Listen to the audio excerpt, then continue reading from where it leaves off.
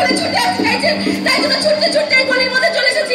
আমাকে বাঁচান প্লিজ, আমাকে বাঁচান। ও দাদা আমি বড় বিপদে পড়েছি, আমাকে বাঁচান প্লিজ, আমাকে বাঁচান। এই যে দাদা, হ্যাঁ আপনাকে বলছি আমি বড় বিপদে পড়েছি। খবরের কাগজে চাকরির বিজ্ঞাপন দেখে ইন্টারভিউ দিতে এসেছিলাম, এসে দেখলাম সব ভুয়া, সব মিথ্যে। ওরা আমাদের মতো সরল-সাদা মেয়েগুলোকে সর্বনাশ করতে চায়। প্লিজ আমাকে বাঁচান, আমাকে বাঁচান। কি হলো? কেউ কি আমার কথা শুনতে পাচ্ছেন না? কি হলো? আপনারা কি আমার কথা শুনতে পাচ্ছেন না? কেউ তোমার কোনো কথা শুনবে না, কারণ তুমি এসে পৌঁছে রাজের অন্ধকার দুনিয়ায়। এখানে কোনো মায়া নেই, মমতা নেই, আছে শুধু আকুতি বিরোধী, অন্যায়, অত্যাচার আর ব্যভিচার। আর সেই সঙ্গে তুমি আমার হারিয়ে খবর জেনে ফেলেছ।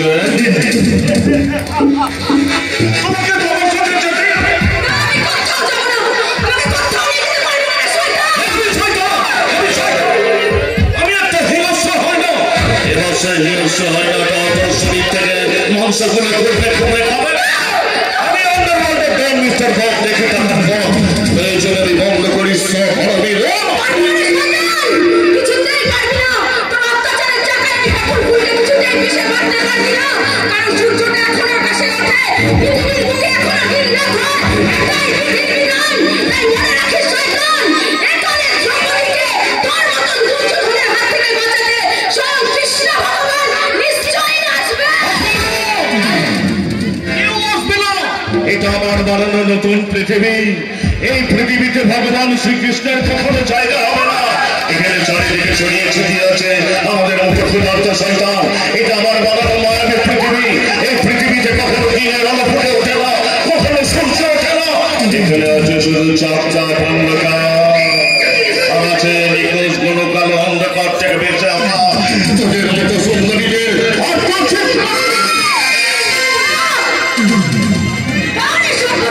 শিক্ষিত মানুষ একটি মেয়ে হারিয়ে যাবে আধারের দুনিয়ায়।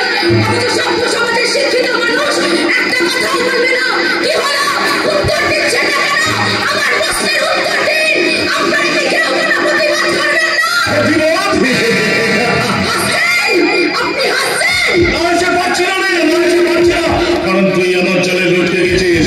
তার সময় নষ্ট করে লাভ নেই। চল চল চল আমার সাথে চল। আমি যাবো না, আমাকে ছেড়ে দিন প্লিজ, আমাকে ছেড়ে দিন। আমার এত বড় সর্বনাশ করবেন না, প্লিজ আমাকে ছেড়ে দিন। আচ্ছা হিরোইন, ম্যান্ডেজ, গাঁজা পাচার সব ছেড়ে দিয়ে আমাদের মতো অসহায় মেয়েদের উপর অত্যাচার করা ছেড়ে দিয়ে আপনি কি একটু দিনের জন্য কৃষ্ণ হতে পারেন না? আমি কৃষ্ণ হতে চাই না, আমি কৃষ্ণ হতে চাই না।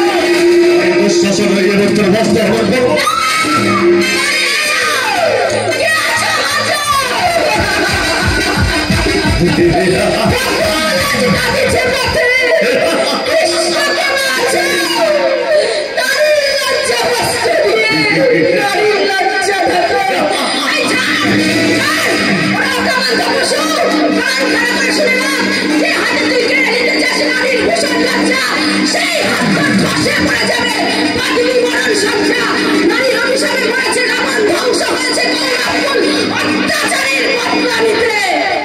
আমি বেঁচে থাকবো মাটির মেয়ে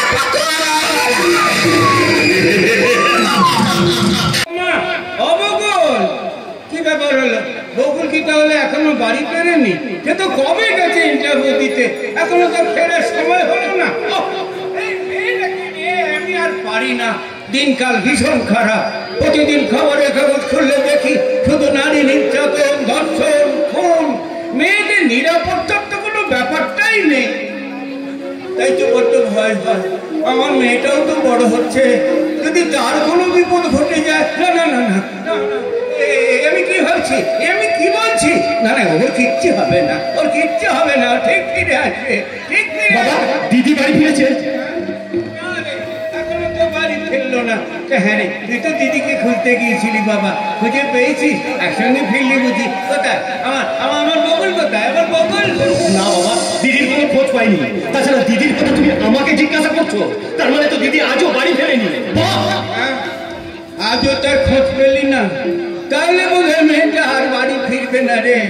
কারণ এখন বাড়ি থেকে মেয়ে বেরিয়ে গেলে সে আর বাড়ি ফিরে আসে না রে।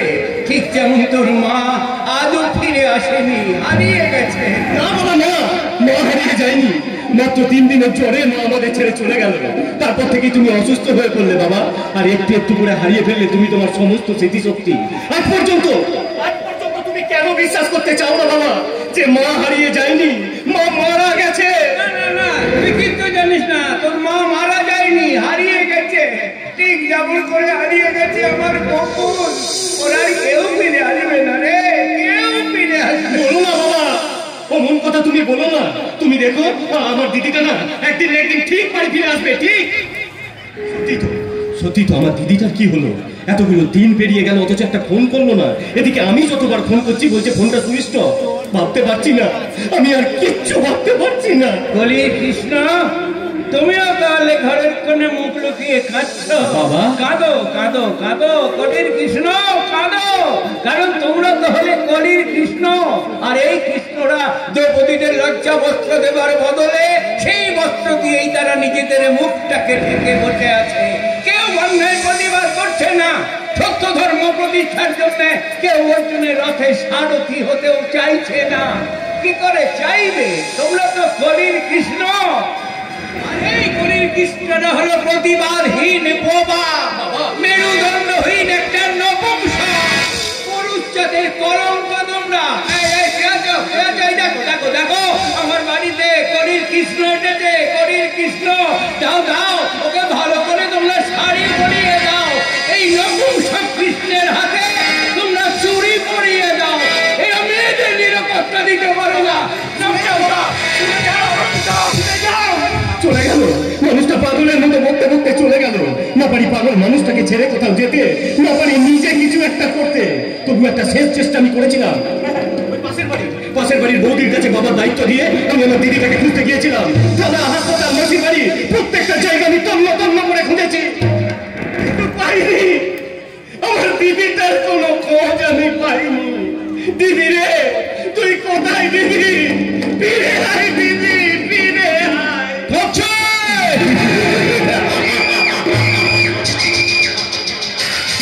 মেয়েটা আমার অন্যের ঘরে পড়ে পড়ে কাঁদছে। কাঁদুক কাঁদুক, কাঁদে না, শরীর মন দুটোই ভালো থাকে।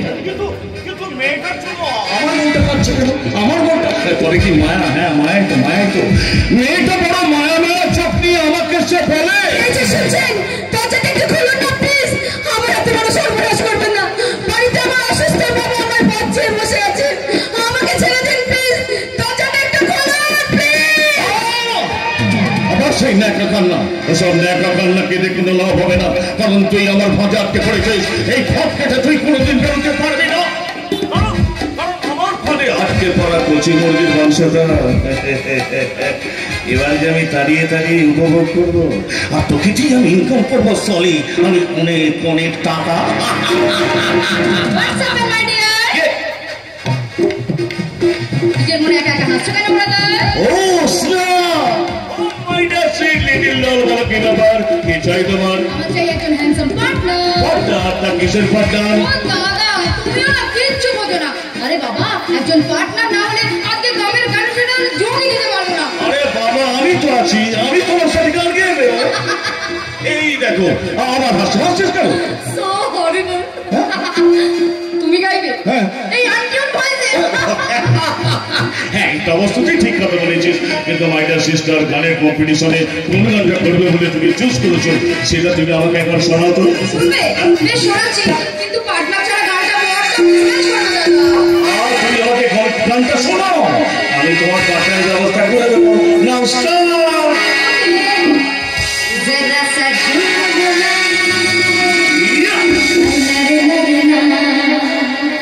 जरा सा भूलना अब तुझे चूमना मैं चली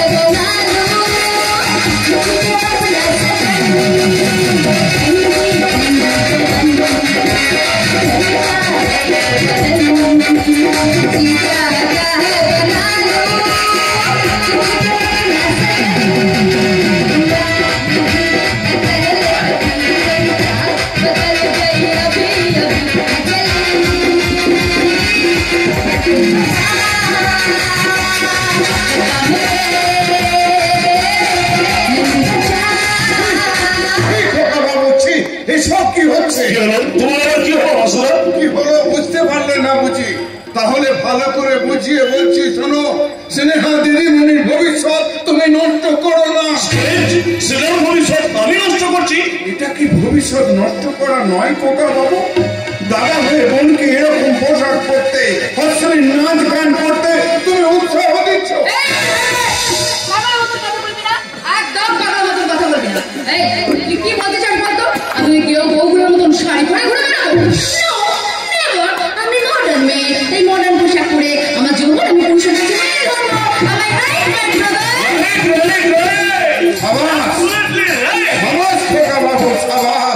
এই তো প্রকৃত দাদার মতো কথা। দাদা, আমার মনে হয় পুরোটার মাথাটা একেবারে গেছে। তুমি একটা কাজ করো তো, কোন একটা ভালো অ্যাসাইনমেন্ট থেকে একে পাঠিয়ে দাও। কি বলেছিস? একবার তুই ঠিক কথা বলেছিস। তাই দাও খোকা বাবু, তাই দাও। তারপর তোমরা যা খুশি তাই করো, আমি একটা কথা বলতে আসবো না। বোনটাকে উচ্ছন্নই পাঠাচ্ছ, পাঠাও, তাতে আমার কি হলো? কি হলো খোকা বাবু? হাতটা তোমার থেমে গেল কেন? মারো মারো, এই হতভাগা চাকরের মুখটা তুমি ভেঙে দাও। মারো মারো। জ্ঞানের ভান্ডার একখানা, এরপর আরেকদিন জ্ঞান দিতে না। কি করবে গো দিদিমণি? এই বাড়ি থেকে তাড়িয়ে দেবে, এই তো, এর থেকে তো আর বেশি কিছু করতে পারবে না। শুধু বাড়ি থেকেই তাড়িয়ে দেবো না, থানায় কল করে একবারে হাত বাস করাবো। তাই দাও দিদিমণি, তাই দাও। তোমরা আমাকে হাজতেই পুড়ে দাও। তারপর তোমরা যা খুশি তাই করো, আমি একটা কথা বলতে আসবো না। একটা পুরনো চাকর হয়ে আমি তোমাদের জ্ঞান দিতে আসবো না। শুধু আক্ষেপ একটাই থেকে গেল গো দিদিমণি, তোমাদের মাকে দেওয়া কথা আমি রাখতে পারলাম না গো দিদিমণি, আমি রাখতে পারলাম না গো কথা বাবু, রাখতে পারলাম। ওই পুরো শয়তানটা আমাকে জ্ঞান দিয়ে গেল, আমার মাথাটা গরম করে দিয়ে গেল। বড্ড বার করেছিস তুই, বড্ড বার। Relax brother, relax. এত উত্তেজিত হয়ে লাভ আছে? কারণ ঠান্ডা মাথায় ভাবো আজ আমার গানের পার্টটা কি হবে। ওসব নিয়ে তোকে চিন্তা করতে হবে না, অলরেডি আমার বাবা হয়ে গেছে। বাবা হয়ে গেছে? হ্যাঁ, আমার হোটেল ডিপার্টমেন্টের সিঙ্গার মিস্টার ভাস্কর, তুই জানিস। আর তুই জানিস সেই কেমন হয়। আশা করি তাকে তোর অপছন্দ হবে না। যা, তুই তাকে নিয়ে যা। ও মাই গড, তাদের কথা তো আমার নলেজই ছিল না। দাদা, মাই sweater, your decision is absolutely perfect. কি খুশি তো? খুশি খুশি, আমি খুব খুশি। ও দাদা, তোমার কাছে একটা রিকোয়েস্ট আছে। আজ তোমার গাড়িটা আমি নিয়ে যাবো। ঠিক আছে, আরে বাবার জন্য পার্টি চলা না, নিয়ে যাও। Thank you. আমি জানতাম তুমি এই কথাটাই বলবে। আমি আসছি, হ্যাঁ? ও, একটা কথা বলতেই ভুলে গেছি। আমি আর রাতের ডিনারটা ওখান থেকে ছেড়ে আসবো। আর ড্রিঙ্কস করবে, তাই তো? আরে বাবা, বলো বলো বলো। আরে বাবা, এটাই তো আমাদের modern culture. Oh, Dada, you are so sweet, so cute. Bye. See you.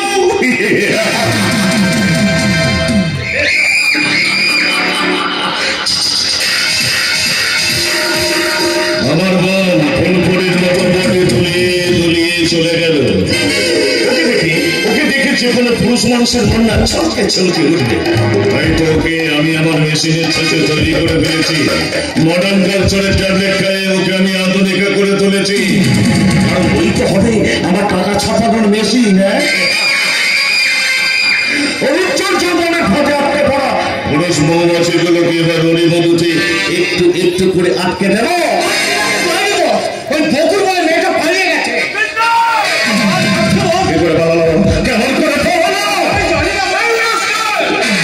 সিংহের গাঁ থেকে হরিণী পালিয়েছে, তাহলে হরিণীর পাহারাদার সিংহকে বাঁচাবে কে? কে বাঁচাবে কে? আমাকে মেরে দেবো, আমি এসব ব্যাপারে কিছু জানি না। ওই মামা,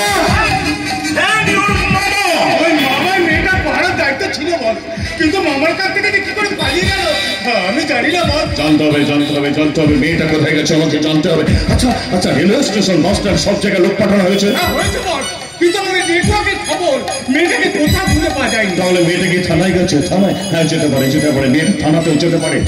কারণ মেয়েটা হরিণী নয় বাঘিনী, বাঘিনী হয়ে আমার বুকে থানা বসাতে পারে। মেয়েটা হরিণী নয় কাল লাগিনী, কাল লাগিনী হয়ে আমাকে ছবল করতে পারে। ছবল মরার আগে আমি জাতগুলোকে তুলে দিয়ে ওকে সালামি ছাপিতে তুলে দেবো। আমি সালান্ডার গান মিস্টার বল দেখি টাকা কম প্রয়োজন আমি বন্ধ করি সব হারামের।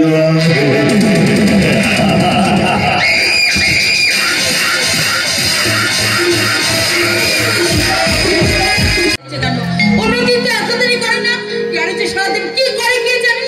আজ বাড়ি আসুক, ওকে দেখাবো মজা। এদিকে আমার খিদের জ্বালায় পেট চুলচুল করছে, আর ওদিকে বাড়ি ফেরা কোনো নাম গন্ধ নেই। শুভ জন্মদিন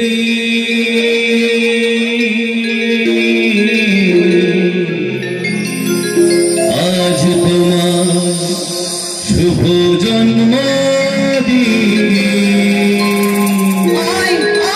এতক্ষণে বাবুর বাড়ি ফেরার সময় হলো। যেমন আসে রাতের পরে সোনা ছড়ানি, তোমার জীবন সাত রঙেতে হোক না রঙিন। যেমন আসে রাতের পরে সোনা ছড়ানি, তোমার জীবন সাত রঙেতে হোক না রঙিন। শুভ জন্মদিন,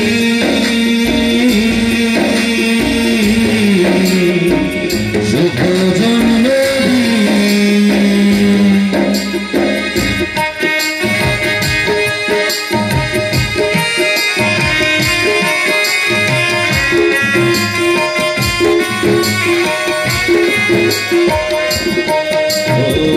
দোষী গুণে মানুষ সবাই ভুল বিচারে বড়।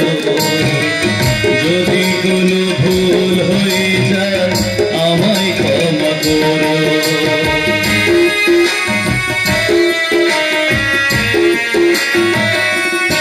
ও দোষী গুণী মানুষ সবাই ভুল বিচারে বড়।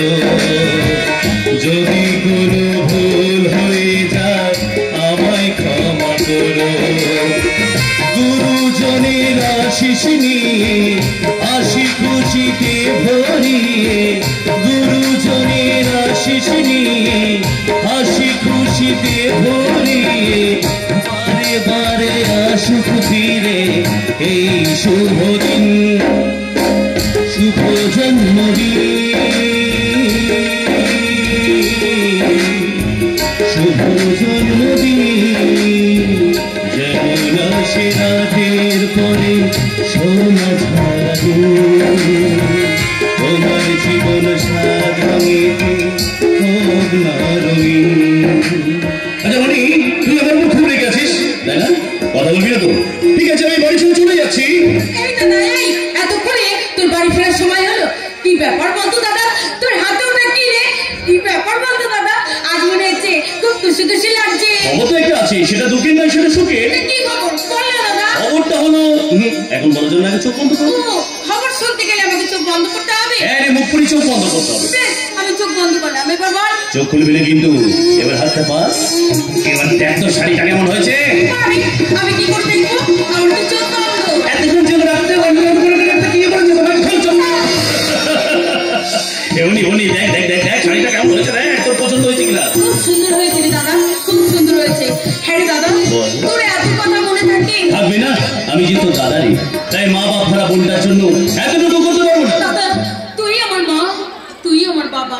ওর পুণ্য জানিস বোন, ছোটবেলায় বাবা মা রেল অ্যাক্সিডেন্টে মারা গেল, কিন্তু আশ্চর্যজনকভাবে সেদিন তুই আর আমি রেল অ্যাক্সিডেন্টের হাত থেকে বেঁচে গেলাম। তারপর বড় মামা আমাদের দুই ভাই বোনকে নিয়ে গেল নিজের বাড়িতে। আমার ভালোবাসায় বাবা হারানো দুঃখ করতে লাগলাম, কিন্তু আমি না নিজের সন্তান হিসাবে আমাদের মেনে নিতে পারলো না। যখন তখন মুখ করতো, যখন তখন গালি গালাজ করতো। আমি ভুলিনি বল, আমি সেদিনটার কথা ভুলিনি। মামিমা একদিন দুষ্টুমি করেছিল বলে মামিমা গরম খুন্দি তোর পিঠের মধ্যে ছেঁকা দিয়েছিল। সেদিন আমার পিঠটা থেকে তুই কান্নায় ভেঙে পড়েছিলি আর বলেছি তোকে এখান থেকে নিয়ে অনেক দূর চলে যাবো বললি, আর এখানে তোকে রাখবো না। আমি রাস্তায় রাস্তায় ভিক্ষে করে খাবো, মুখে এগুলো খাবো, তোকে এখানে রাখবো না, এখানে রাখবো না।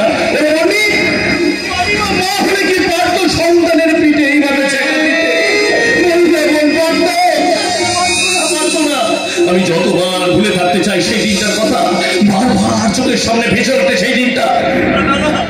আমি সহ্য করতে পারছি না। তবু তুই হারিসনি দাদা, তবু তুই হারিসনি। সংগ্রাম করে একের পর এক জয়ের পতাকা উড়িয়েছিস। তাই তো আর পাঁচটা মেয়ের মতো আমি ভালো খাই, ভালো পোশাক পরি, ভালো কলেজে পড়তে যাই। তোকে নিয়ে যে আমি আর একটা স্বপ্ন দেখি। কি স্বপ্ন রে দাদা? তোর বিয়ের স্বপ্ন দেখি। দাদা! ভালো ঘরে তোর বিয়ে হবে, রাজপুত্রের মতো বর হবে, বাজনা বাদ্যি বাজাতে বাজাতে এই বাড়িতে তোকে বিয়ে করতে আসবে, আর তুই তখন এই বাড়িটা ছেড়ে আমাকে ছেড়ে শ্বশুর বাড়ি চলে যাবি। ওরে বন্ডি, তোকে ছেড়ে আমার থাকতে যে খুব কষ্ট হবে রে বন্ডি, খুব কষ্ট। দাদা দাদা হ্যাঁ দাদা, তুই কাঁদছিস দাদা, তুই দেখিস দাদা, তোকে ছেড়ে আমি কোনোদিন কোথাও যাবো না।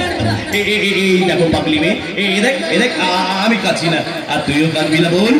আজ তোর জন্মদিন, আর শুধু ভাই বোন মিলে খুব আনন্দ করবো, আর পেট ভরে খাওয়া করবো। কি হলো রে বান্টু? এই ভর দুপুরে তুই ভাই বোন মিলে হাসি কি হলো? এই ভর দুপুরবেলা তুমি বাড়িতে হাজির, আর বুঝি কাজে যাও নি? কাজে কি আর কি করবো বল? এখন আর তেমন কাজ পাচ্ছি না। কেন আবার? যদিও দু একজন বিয়ে ঠাওয়া করছে, কিন্তু করলে কি হবে? কেউ আর বাচ্চা দিচ্ছে না। মডার্ন যুগের মডার্ন মেয়েরা কেউ আর মা হতে চাইছে না। সে কি? তাহলে আর বলছি কি, এখনকার মেয়েরা কি বলে জানিস? কি বলছি? বলে মা হলে নাকি শরীরটা নষ্ট হয়ে যাবে, তখন পুরুষেরা সেই দেখবে যত সব ধোঁয়া, ছোট ছোট পোশাক পরে সেজেছে। তুমি ঠিক বলছো মাসি, তুমি ঠিক বলছো। মাতৃত্ব হচ্ছে মেয়েদের আসল রূপ, মা না হলে নারীরা পরিপূর্ণতা পায় না। আর দেখো মাসি, সেই নারীরাই এখন মা হতে চাইছে না, তাহলে কি করে পৃথিবীর বুকে জন্ম হবে একটা বিদ্যাসাগর, একটা বিবেকানন্দ? কি করে আসবে মাসি ধরার বুকে শ্রীরামকৃষ্ণ? কি করে আসবে রে বন্ধু? কি করে আসবে? এখন আর জমিও ভালো নয়, আর বীজও ভালো নয়। ভালো জমি, ভালো বীজ না হলে ভালো ফসল ফলবে কি করে? এই জন্যই তো এখন আর বাবা মার পছন্দে বিয়ে থাওয়া হয়, নিজেরাই প্রেম প্রীতি করে বিয়ে করে।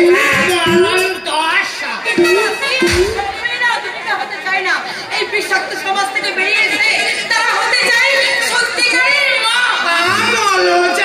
কি কথা বলছিস রমনজি? এখন তো সবাই লিভ টুগেদারে থাকতে চায়। হ্যালো, এই যুগের ছেলে মেয়েরা স্বামী স্ত্রীর মতন একসঙ্গে থাকছে, আবার যখন ইচ্ছে হবে তখন কোনো দায় ছাড়া একে অপরকে ছেড়ে চলে যাবে। বিদেশের কালচার এখানেও ঢুকে পড়েছে, তাহলে ঘরে ঘরে বাচ্চা আসবে কি করে?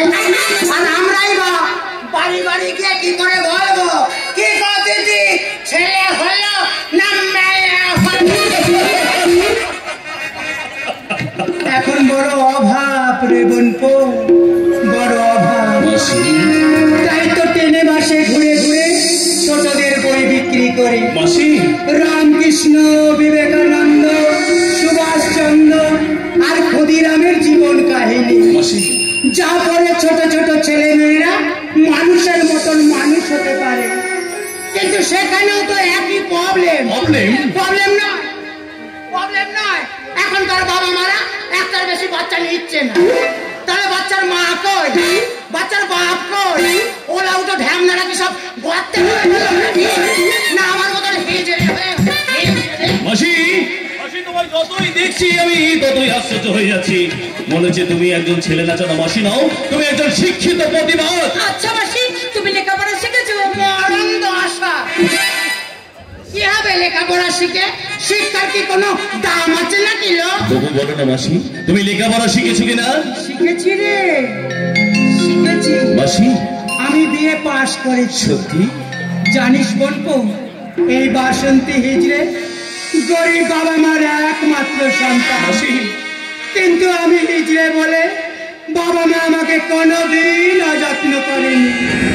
তাদের সবটুকু ভালোবাসা উজাড় করে আমাকে মানুষের মতন মানুষ করেছিল। মাসি সমাজের লাঞ্ছনা বঞ্চনা সহ্য করে আমি একটু একটু করে বড় হলাম। বাবা মার দুঃখ দূর করবো বলে আমি একটা চাকরির ইন্টারভিউ দিলাম। ওরাল রিটেন সব পরীক্ষায় পাশ করেও চাকরিটা পেলাম না। মাসি হেরে গেলাম রে বলবো, হেরে গেলাম। মাসি মেডিকেল টেস্টে হেরে গেলাম। কারণ হিজড়েরা তো ডাক্তারি পরীক্ষায় পাশ করতে পারে না। তাই পুরো বাপ মার মুখে দুমুঠো ভাত তুলে দিতে এই বাসন্ত হলো ছেলে নাচানি বাসন্তী হিজড়ে। এই শিক্ষিত বাসন্তী হিজড়ে মাঝে মাঝে বিদ্রোহ করে বলে, হে মহামান্য সরকার, আমাদের মতো নপুংসকদের জন্য আপনারা কি কিছু ভাবছেন? কারণ আমরা হিজড়ে হলেও রক্তে মাংসে গড়া একটা মানুষ। আমরা কি সারা জীবন শুধু অবহেলিত হয়ে বেঁচে থাকবো? আমরা কি কোনোদিন সম্মান পাবো না? দুঃখ করো না মাসি, দুঃখ করো না, দেখবে একদিন সব ঠিক হয়ে যাবে। তুই ঠিক বলেছিস দাদা, তুই ঠিক বলেছিস। অনেক বেলা হয়ে গেল, খুব খেতে পেয়েছে, খেয়ে নেবে চল। আর মাসি, তুমিও কিছু খেয়ে নেবে চলো। না রে মঞ্জিল, আমি বাড়িতে গিয়ে খাবো। কেন গো মাসি, আমরা কি তোমার কেউ নই? এই বাড়িটা কি তুমি নিজের বাড়ি বলে ভাবতে পারো না মাসি? নিজের বাড়ি? ভালো কথা বললি তো। দেখ, আমাদের মতো হিজড়েদের কেউ বাড়িতে ডেকে এনে খাওয়ায় না। কি বলছো মাসি? তবে খাবো রে বোনকে, খাবো।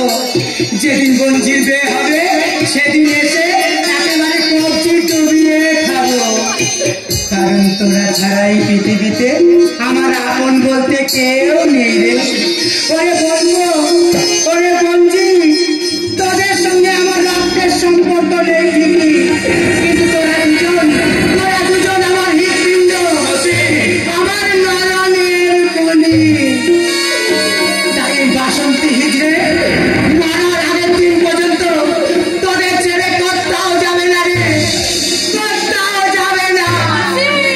পাইনি স্নেহ, পাইনি মায়া, পাইনি ভালোবাসা, তোমার কাছে পেলাম আমি মায়ের মমতা, মায়ের মমতা। কোনটা? পাইনি স্নেহ, পাইনি মায়া, পাইনি ভালোবাসা, তোমার কাছে পেলাম আমি মায়ের মমতা, মায়ের মমতা। মুহুর বন্ধে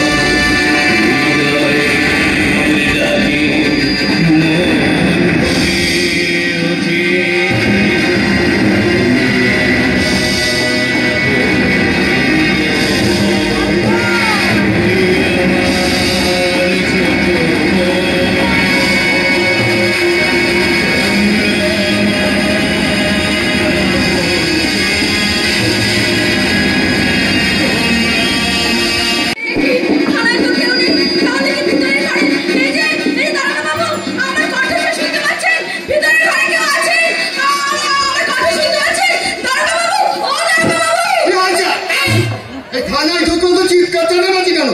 যত সব উঠকো ঝামেলা, একটু শান্তিতে বিশ্রাম করবো সেটা কোনো উপায় নেই।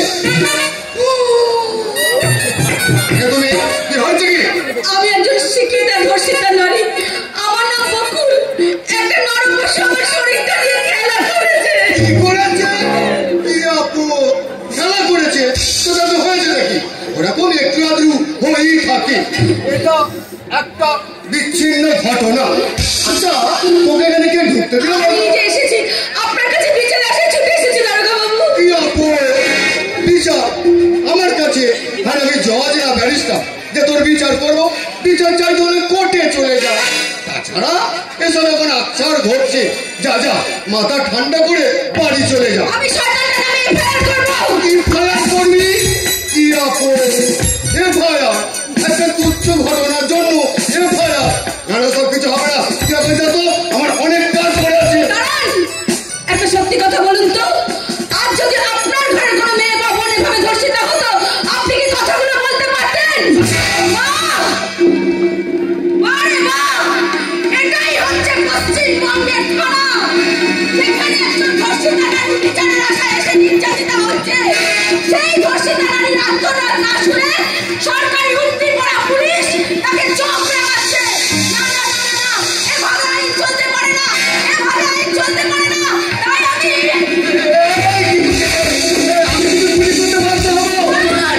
করুন, গুলি করুন। বাহ, চমৎকার! থানার বড়বাবুর কি দারুণ সম্বোধন। তুই তবে কি তোকে আপনি আজ্ঞা করতে হবে নাকি? করবেন, নিশ্চয়ই করবেন। নিজের শিক্ষা চিন্তা ভাবনা দিয়ে একটিবারের জন্য বিচার করে দেখলেন না? এই হতভাগিনী কেন আপনার কাছে ছুটে এসেছে? প্রয়োজন মনে করে নারে খুলে ফেলুন এই পোশাক। যে পুলিশ প্রশাসন নারীর সম্মান রক্ষা করতে ব্যর্থ, তাদের এই পোশাক পরার কোনো অধিকার নেই। তোর ব্যবস্থা আমি করছি। কি আপু আমি তোকে ধরতে বলিনি, আমি মিস্টার ধরকে যাচ্ছি। দাঁড়ান, আপনাকে আমি যেতে দেবো না। আমি এফআইআর করতে এসেছি, আমার কথা আপনাকে শুনতে হবে, এফআইআর আপনাকে নিতে হবে। এই শুনুন, আমি একজন শিক্ষিত মেয়ে, খবরের কাগজে চাকরির বিজ্ঞাপন দেখে ইন্টারভিউ দিতে এসেছিলাম, কিন্তু আমি পারিনি দারোগা বাবু, আমি পারিনি। আমি নিজেকে রক্ষা করতে পারিনি। একটা নরপশু আমার শরীরটা নিয়ে, আমি তার বিচার চাই দারোগা বাবু। আপনি এই শয়তানটাকে ধরে আমাকে বিচার করে দিন দারোগা বাবু।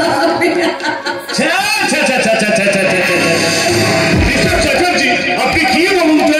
একজন ভদ্রমহিলা আপনার কাছে বিচার চাইতে এসেছে, এফআইআর করতে এসেছে, পায়ের নিচে বসে কাঁদছে, আর তার কোনো কথা আপনি কর্ণপাত করছেন না? না না না না, এটা কিন্তু আপনার ভীষণ অন্যায়। দেখুন না,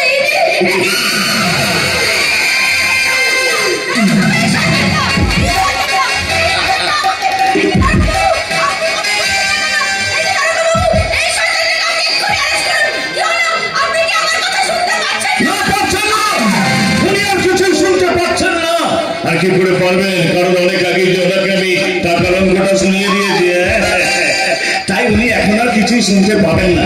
কি দারোগা বাবু, আপনি কি কিছু শুনতে পাচ্ছেন? না তো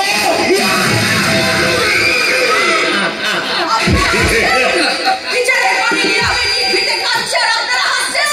হাসুন, যত খুশি হাসুন, কিন্তু আমি হারবো না। আমি কিছুতেই হারবো না। আমি ছুটে যাবো সাংবাদিকদের কাছে। আগামীকাল খবরের কাগজে বড় বড় হরফে লেখা হবে এই অন্ধকার জগতের কথা। চাকরির ইন্টারভিউ দিতে এসে শিক্ষিতা বকুল ধর্ষিতা। বেশ সুন্দর ডায়লগ দিচ্ছে তো। কি দারোগা বাবু, তাই না? খবরের কাগজ ওরা বড় বড় করে চেপে দিই তোমার উপর অমানুষিক অত্যাচারের সংবাদ। কৃষ্ণ রে, কৃষ্ণ রে, দুঃশাসনে ভরে গেছে গোটা পৃথিবীটা। প্রশাসন আজ টাকার কাছে মাথা নিচু করে দাঁড়িয়ে আছে। পথে ঘাটে যাত্রী বাসে এমনকি হাসপাতালেও নারীরা ধর্ষিতা হচ্ছে। তাই আমার কথা কে শুনবে? কেউ শুনবে না আমার কথা। কেউ শুনবে না এক ধর্ষিতা নারীর হৃদয়ে জ্বলে ওঠা অগ্নির হুঙ্কার। তাই আজকে দ্রৌপদী দুঃশাসনের রক্তে বেনি বাঁধার প্রতিজ্ঞা করবে না, করবে আত্মসমর্পণ। পড়ে আছি। আমার অসুস্থ বাবাটা হয়তো আমার পথে বসে আছে, ভাইটাও হয়তো পথে পথে খুঁজে বেড়াচ্ছে। প্লিজ আমি বাড়ি যাবো, আমাকে বাড়ি যেতে দিন। নিশ্চয়ই বাড়ি যাবে, নিশ্চয়ই বাড়ি যাবে। বর্ষটা যখন স্বীকার করে দিয়েছে তখন নিশ্চয়ই বাড়ি যাবে। ইয়ে হলে সেই সঙ্গে কিছু টাকা পয়সা বাড়িতে নিয়ে যাবে।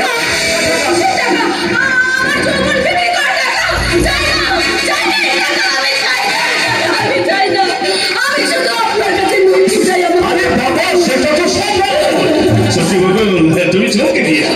আজ পর্যন্ত এখানে যারা ইন্টারভিউ দিতে এসেছে তাদের নিয়ে কিন্তু আমাকে এত ঝামেলায় পড়তে হয়নি। হ্যাঁ, প্রথম তারা প্রতিবাদ করেছে, পায়ে ধরে কেঁদেছে, আমার চোখের জল মুছে বাড়ি চলে গেছে। ইয়ে বলে শেষ পর্যন্ত তুমি রাজি হলে কিন্তু টাকাটা নিলে না। অথচ আমার মুখ বন্ধ করতে আপনাকে বেশ কিছু টাকা খরচ করতে হলো। ঝামেলা পড়তে হয়। এই বিজলি কিনে তুই হোটেলে চলে যা।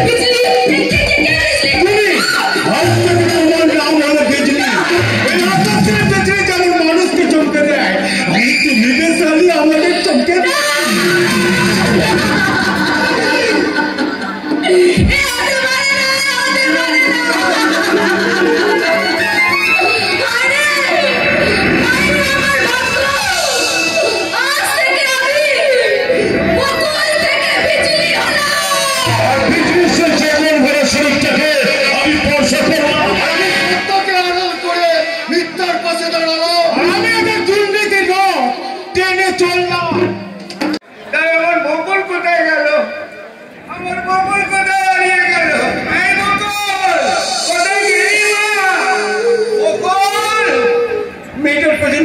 ছোট্ট এসে আমি তো বিপ্লব দোকানে ফেলে চলে এলাম, কিন্তু আমি কোথায় গেলাম? হঠাৎ করে আমার মাথাটা ঘুরে গেল কেন? আমার শরীরটা খুব খারাপ লাগছে, দাঁড়াতে পারছি না। আমি বললাম এইখানে একটুখানি বসি, এইখানেই অপেক্ষা করবো যতক্ষণ পর্যন্ত ছেলে মেয়েগুলো না ফিরে আসে। বাবা বাবা তুমি এখানে বাবা? আর আমি তোমাকে চারিদিক তন্ন করে খুঁজে বেড়াচ্ছি। তোমাকে নিয়ে না সত্যি আমি আর পেরে উঠছি না। কতবার তোমাকে বললাম যে বাবা তুমি এখানে একটু দাঁড়াও, আমি পাশের দোকান থেকে একটা জলের বোতল কিনে নিয়ে আসি। ওমা, পাশ ফিরে দেখি তুমি আর নেই। তোমার জন্য জলের বোতলটাই কেনা হলো না। আচ্ছা বাবা, আমার এতবার বারণ করা সত্ত্বেও তুমি সেই রাস্তা পেরিয়ে এই পার্কে চলে এলে। তুই কি আমার উপর রাগ করলি বাবা? না না, রাগ করিস না। ব্যাপারটা কি হয়েছে জানিস? তুই তো জল কিনতে চলে গেলি, ঠিক সেই সময় অবিকল আমার বকুলের মতো একটা মেয়ে রাস্তা দিয়ে হেঁটে যাচ্ছিল। আমি পেছন রাখতে গেলাম, বকুল দাঁড়া। কিন্তু মেয়েটা আমাকে চিনতে পারলো না, তারপর কোথায় চলে গেল। কিন্তু আমি যে এখানে কি করে এলাম আমি তো ঠিক বুঝে উঠতে পারছি না রে। হ্যাঁ রে, তোর দিদির কোনো খোঁজ পেয়েছিস বাবা? না বাবা, আজও দিদির কোনো খোঁজ পাইনি। তাছাড়া আজ সকালে তুমি আর আমি দুজনা একসাথেই তো দিদিকে খুঁজতে বেরোলাম। তোমার কি আজকাল কিছুই মনে থাকছে না বাবা? দাঁড়া, দুজনে একসঙ্গে বাড়ি থেকে বেরিয়েছিলাম। হ্যাঁ, একসঙ্গে। ওই আমার তো সেরকম কিছু মনে পড়ছে না বাবা। যাকে তাহলে তো সকাল থেকে কিছুই খাসনি বাবা, বড্ড খিদে পেয়েছে তো। যা, দোকান থেকে কিছু খেয়ে আয়।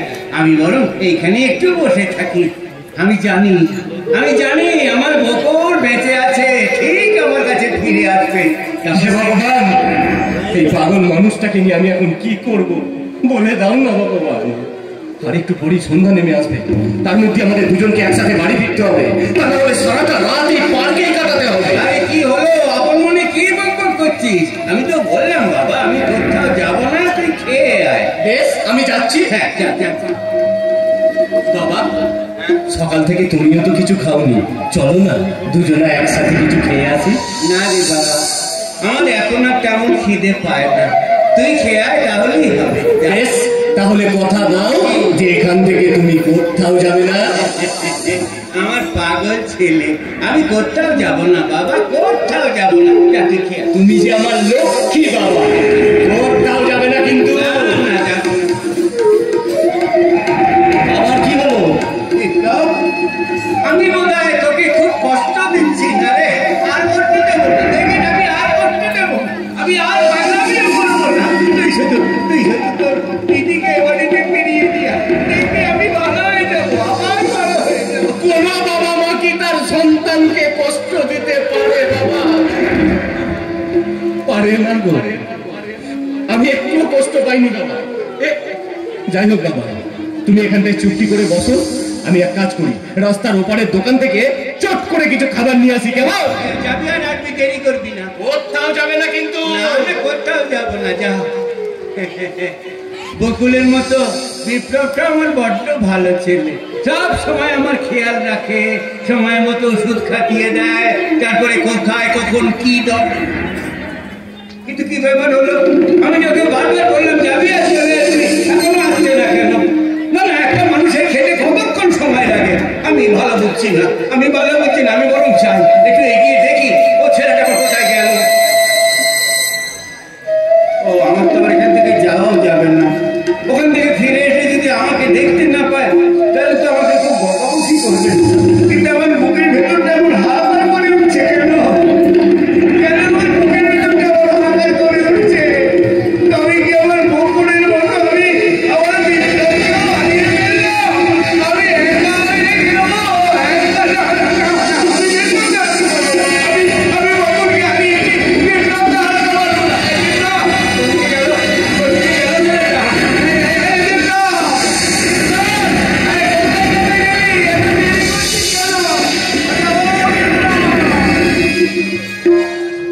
চলে এসেছি বিকেলের পড়ন্ত রোদে চলে এসেছি।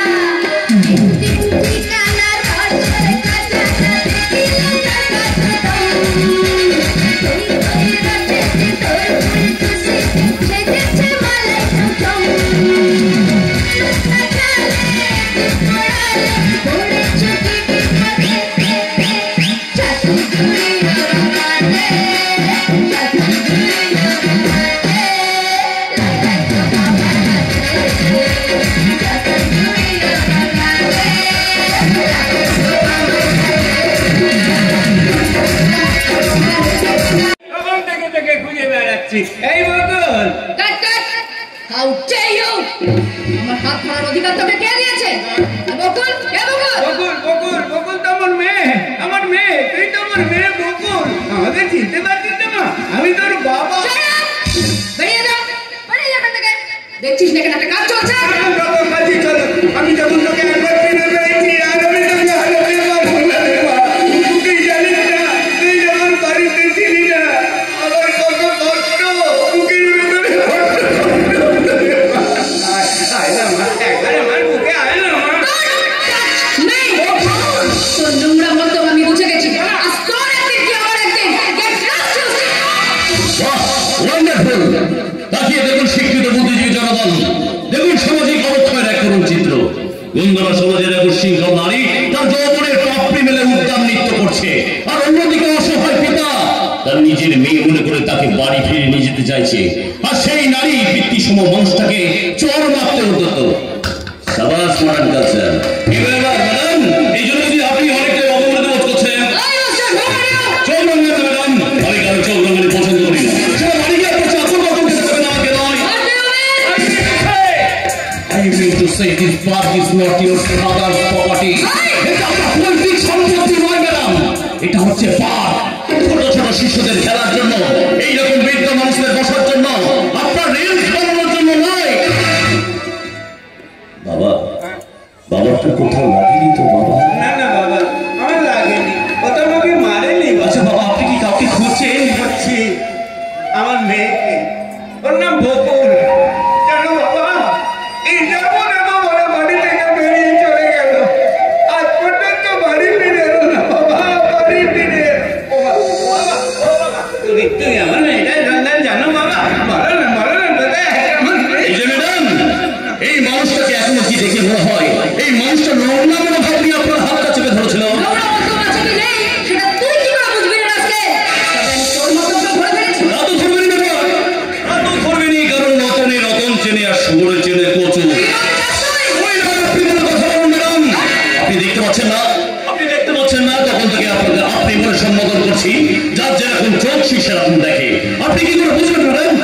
সন্তান হারাবার কান্না।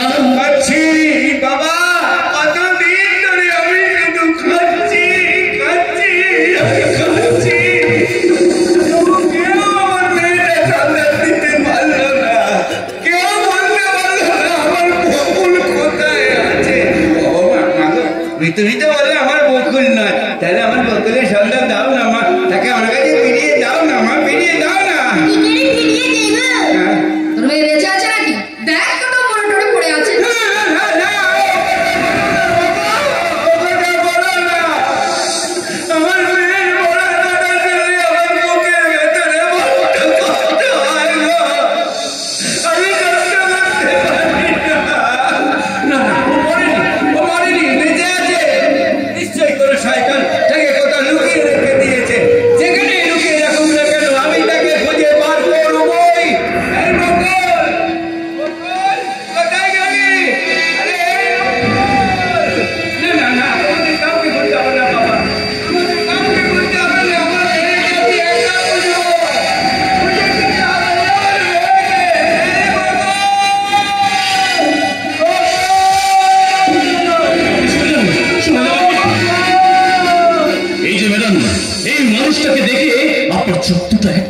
ছলছল করে উঠছে না? একজন অসহায় গরিব পিতার জন্য আপনার মনে এতটুকু সহানুভূতি যাচ্ছে না? কি করে যাবে? কারণ আপনারা তো চিরদিন উপরতলার মানুষরা নিচতলার মানুষদের মানুষ না ভেবে রাস্তার কুকুর বলে ঘেন্না করে।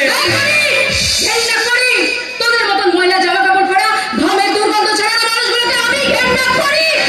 আর ভবিষ্যৎ করবো। অথচ আমাদের মতো মানুষরাই আপনাদের খাবার জোগায়, আপনাদের সুখ বিলাসের জিনিস জোগায়। আর সেই সমস্ত ঘামের গন্ধলা খেটে গা মানুষগুলো যদি অহংকারের মশলা থেকে আপনাদের টেনে এনে রাস্তায় দাঁড় করিয়ে দেয়, তখন আপনি কি করবেন? কোথায় যাবেন আপনি?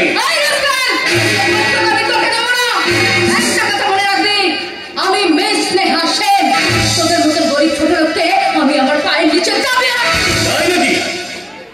তাহলে অপেক্ষায় রইলাম ম্যাডাম, দেখাই যাবে আপনার পায়ে কত জোর। দেখে দেবো তোর মতন ছোট লোকের অহংকার আমি আমার জুতো চপে ভেঙে পুড়িয়ে দেবো। একটা কথা মনে রাখবি, দিনের বেলা যেমন তারা দেখা যায় না, ঘোড়ার যেমন ডিম হয় না, তেমনি তোদের মতো ন্যাস্টি ছোট লোকগুলো কোনোদিন মানুষ হয় না। কোথায় যাচ্ছেন? উত্তরটা আছে, শুনে যান। কি হয়েছে রে দাদা? মেয়েটা তার আগে বল, তুই এখানে কেন? কলেজ থেকে বাড়ি ফিরছিলাম, তোকে দেখতে পেয়ে তাই চলে এলাম। হ্যাঁ রে দাদা, মেয়েটা কি রে? মেয়েটা কি তোর চেনা? মেয়েটা কি রে? মেয়েটা কি চেনা? আরে হতো ভাগি, ওই মেয়েটা কি আমার কেউ পরিচিত হতে পারে? তাহলে আবার কি? তাহলে আবার কি? ওই মেয়েটা একটা বড়লোক ঘরের বউকে যাও আমি। তুই কি করে বুঝলি? তুই কেন চেঁচাবি না? আজ গ্যারেজ বন্ধ, জানিস মনি? অনেকগুলো গাড়ি আজ আমি ডেলিভারি দিয়েছি, প্রচন্ড খাটাখাটনি হয়েছে, তাই ছেলেগুলোর মুখ পড়ে যে আমার খুব কষ্ট হলো, ওই জন্যই তাদের ছুটি দিয়ে দিলাম। বল, ফুচকা খাবি? এই কথা, চল। বাবা এই না তোমার, দেখি আমার বাবা কোথায় গেল? এই যে দাদা, অতিথি ভাই, এখানে একটা বয়স্ক ভদ্রলোক বসেছিলেন, আপনারা কি তাকে কোথাও দেখেছেন? আচ্ছা, উনি কি আপনার পরিচিত? হ্যাঁ, উনি আমার বাবা। আপনার বাবা কি এই ভালো তো এই খারাপ, এই সবাইকে চিনতে পারছে, ঠিকঠাক কথা বলছে, আমার মাঝে মাঝে হারিয়ে ফেলছে তার স্মৃতি শক্তি। যেতে চাইনি দিদি ভাই, আমি যেতে চাইনি, অবশেষে বাবার জোরে জোরে কি আমাকে যেতে হলো, তার কারণ সকাল থেকে আমরা দুজনে যে অভুক্ত। আচ্ছা ভাই, বলছিলাম কি বকুলকে? বকুল আমার দিদি, আমার দিদির নাম আপনি জানবেন কি করে? একটু আগে আপনার বাবা বকুল বকুল বলে ডাকতে ডাকতে উদ্ভ্রান্তের মধ্যে পাগলের মতো দিকে ছুটে চলে গেলেন। এখন এই শহরের রাস্তায় ওই পাগল মানুষটাকে আমি কিভাবে খুঁজবো? আপনার মুখের কথাই যেন সত্যি হয় দিদি ভাই। হ্যাঁ ভাই, আর দেরি করো না, তোমার বাবাকে তুমি তাড়াতাড়ি খুঁজে বের করো। ঠিক কথা বলেছেন, আপনারা ঠিক কথা বলেছেন, আপনাদের দুজনকে অসংখ্য ধন্যবাদ। বাবা, বাবা বেশি দূর যেও না, বাবা শুনে যাও। ভগবানের কাছে প্রার্থনা করি তোমার বাবাকে যেন তোমার কাছে ফিরিয়ে দেয়। চল বন্ডি, এবার চলে যা।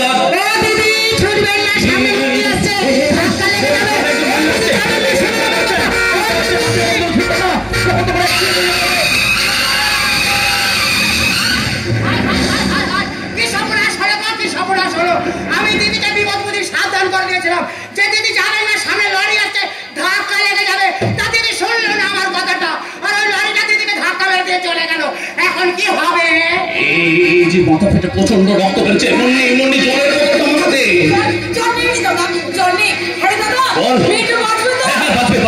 যেমন করে হোক ওকে মাথা দিয়ে হবে বলি। তো মাসি তুমি একটা ট্যাক্সি দাঁড় করাও বলি, মাসিকে সাহায্য করছো।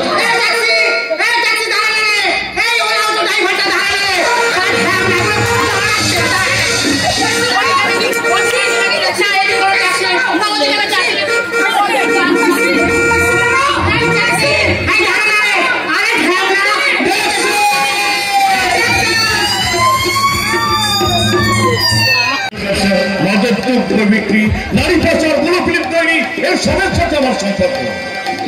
তাই তো আমার দুটো রূপ, একটা জেন্টলম্যান ডাইভার্সন, অন্যটা মিস্টার বস। তাই তো কখনো কখনো ভালো মানুষের মুখোশ ছেড়ে আমাকে ভয়ঙ্কর উত্তাল ধরতে হয়। এই তো কিছুদিন আগে আমার এক পরিচিত ভদ্রলোক আমাকে বললে, রাঘব দা এই ছেলেটাকে একটু দেখে দাও তো। আমি রেখে দিলাম। হ্যাঁ, ছেলেটা খুন হয়ে গেল, সাংবাদিক এলো, খবরের কাগজে খবর ছাপা হলো, মিটিং হলো, মিছিল হলো, রাজনৈতিক নেতারা এলো, তারপর সব ধামা চাপা পড়ে গেল। আর কেনই বা যাবে না? কারণ আমাদের দেশটা তো বেআইনি পথ ধরে হাঁটতে চায়। টাকা দিয়ে সব মুখ বন্ধ করা যায়। মেয়েটার খবর কি? কোনো খবর নেই বস, মেয়েটা বাড়িতেই নেই। তাহলে মেয়েটা গেল কোথায়? অঞ্চল করতে হয় আমাদের বিরুদ্ধে রিপোর্ট করতে, খালি ছুটোছুটি করতে। হতে পারে মেয়েটা থানা তো যেতে পারে, কারণ সেদিন থানায় আমাদের সঙ্গে মেয়েটা আত্মসমর্পণ করলে পরে কিন্তু মেয়েটা দিকে বসতে পারে। কারণ ও তো মেয়ে নয়, যেন আগুনের গোলা। ওই আগুনের গোলা দিয়ে আমার স্বপ্নের প্রাসাদটাকে পুড়িয়ে ছাই করে দিতে পারে। মেয়েটা যেভাবে বকুলকে খুঁজে নিয়ে হয়, কারণ ওকে দিয়ে আমার চলার পথে সিঁড়ি বাড়ি আমি সব টাকার পাহাড়ে উঠবো। আমি আপনাকে কথা দিয়ে যাচ্ছি, ওই শালিকে আমি ধরি বল, ওই মেয়েটাকে আমি খুঁজে বার করে আনবো, নামে মৃত্যু হয়ে যাবে আমার নাম। ডেঞ্জার ডেঞ্জার বয়, পেটে ডেঞ্জার। তোর থেকেও কিন্তু আমি হাজার গুণ ডেঞ্জার হতে পারি। আমার কথা মতো না শুনলে তোর মতো ডেঞ্জারকে আমি সব চেম্বার দিয়ে এই পৃথিবী থেকে আমি সব একটা ঠিক করে দিতে পারি। আমি সলান্ডার ডন মিস্টার বব দেখি প্রয়োজন আমি বন্ধ করি সব ফার্মি লোক।